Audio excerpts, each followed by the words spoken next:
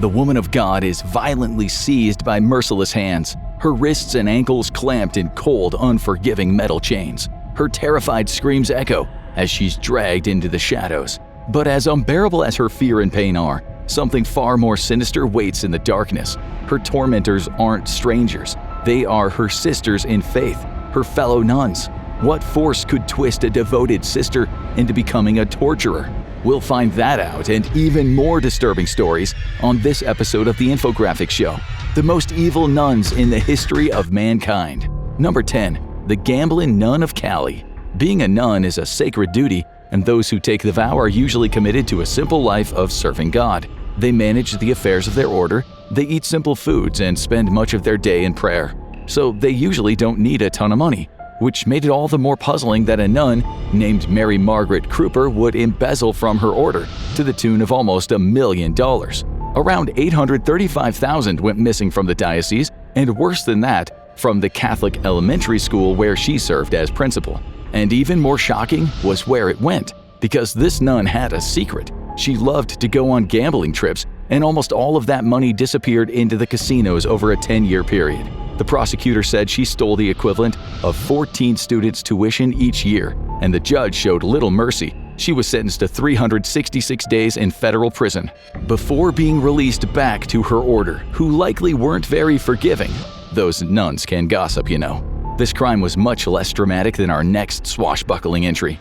Number 9. Catalina de Arauso, or Antonio de Arauso. Born in San Sebastian, Spain in 1585, as Caitlin de Arauso, our wayward nun was the child of a military captain and was given training in combat by him. But at only 4 years of age, things changed dramatically. De Arauso was given over to a convent where her mother's cousin was in control. De Arauso did not take kindly to the new strictures of life and was severely punished for rebelling, until, after a beating at 15 years old, she pulled off a daring escape and emerged with a new lust for life and a new identity. At some point, Caitlin de Arauso fashioned a new identity and emerged dressed in boys' clothing, going by Antonio de Arauso. Historians are divided on whether this was a guise of convenience or them taking on their true identity, but one thing isn't up for debate: Antonio was a scoundrel of the highest order. De Arauso became infamous for conning and stealing from people and eventually escalated to killings. Arauso even shot and killed his own uncle over 500 pesos while on a jaunt to South America. He proceeded to weave a trail of carnage across the Americas, taking whatever gig he could and escaping death multiple times before eventually passing on, never having been held accountable for his crimes. But not even nuns of the most famous orders are safe. Number 8. The Baby Thieves of India. Mother Teresa was one of the most famous names in Catholicism, an elderly woman who dedicated her life to helping out the poor of India. Since then, many controversies have emerged over some of her conduct, but she is still held in high regard by many. The same can't be said about her Nirmalhriday home in Ranchi, which offered homes for unmarried pregnant women until it was raided in 2018. And the charges were shocking. A nun and another employee were arrested for child trafficking at the very home they were supposed to be protecting the children.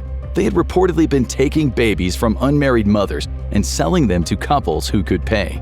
One couple had paid $1,700 for a child, but instead the home stole their money. The couple reported the theft and the entire operation came crashing down. The bad sister and her accomplice had turned a refuge into a house of predation and cast another pall over its founder's legacy. This nun didn't betray her orders, rather she took them a little too seriously. Number 7.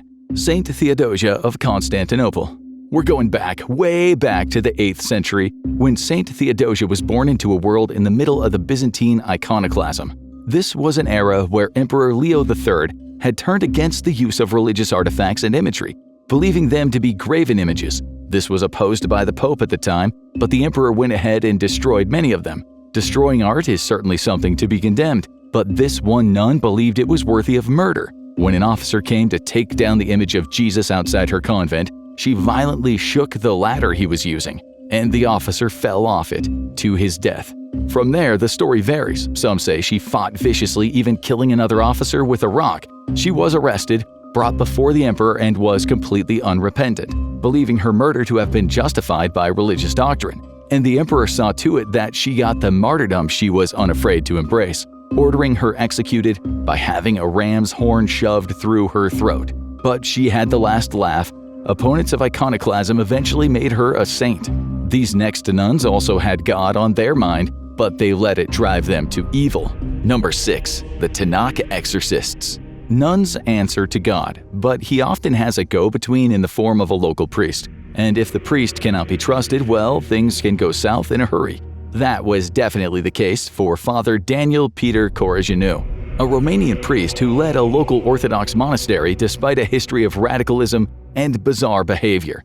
The monks under him left because of his conduct, so he created an order of nuns who were oddly devoted to him. It almost seemed like he was building his own little cult, at least until one of his nuns started acting oddly.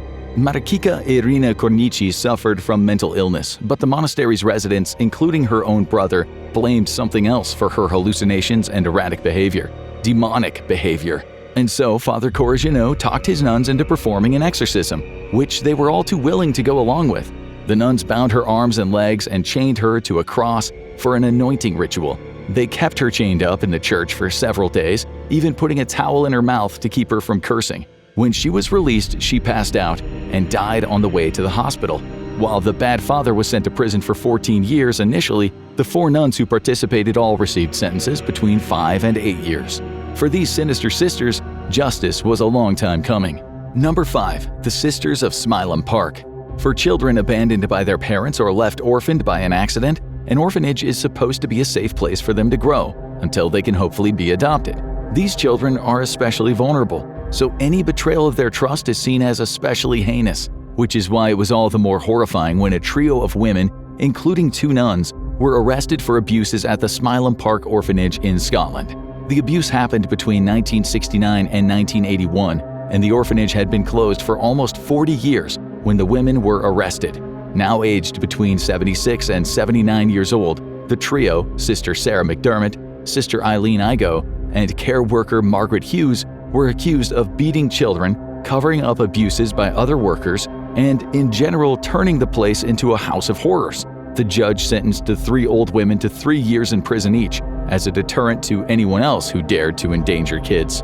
But those were far from the worst crimes committed by nuns against vulnerable children. Number 4. The Shame of Canada. There are few darker stains on Canada's history than the infamous residential schools, where First Nations children were taken away from their parents and placed in strict, cruel, and often abusive boarding schools. These were designed to scrub them of their traditions and release them as what the government deemed proper Canadian citizens. In recent years, more light has been shed on how these schools operate, but in the early 2000s, a lawsuit was filed that blew the doors open. The institutions in question were St. Anne's in Fort Albany, Bishop Below School in Moosonee, as well as a Sudbury detention facility.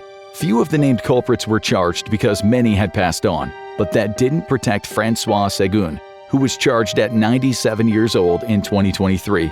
She was charged with gross indecency, a crime that was actually repealed in 1987, and grim details were unfurled of her abuse. She could face up to 5 years in prison, but much like many war criminals deported to Germany, the odds are she'll be facing another justice sooner. But some nuns would go even further to conceal their crimes. Number 3. The Salacious Sisters. It was one of the most infamous crimes in India's history. A nun murdered in the middle of the convent. Sister Abhaya's body was found in a well in southern India, not far from the convent she called home, and there was plenty of evidence of foul play.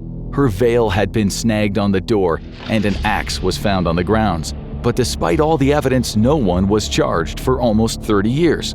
Then in 2021, 2 arrests were made, and the details sent shockwaves throughout the church all over the world, because the culprits were a priest and a nun. It turned out that the unfortunate Sister Abhaya had walked in on the respected father and one of the brides of God engaging in very ungodly actions, something that is naturally highly frowned upon in Catholicism. Facing the prospect of being defrocked and excommunicated, Father Thomas Couture and convent head Sister Sephi murdered her and tried to conceal her body. Prosecutors pursued both of them and eventually got a sentence of life in prison for the unholy duo, putting an end to Sister Abhaya's father's extended quest for justice. But it wasn't the worst thing a priest convinced a nun to do. Number 2. Mariam Soulakiotis, the Mother Rasputin.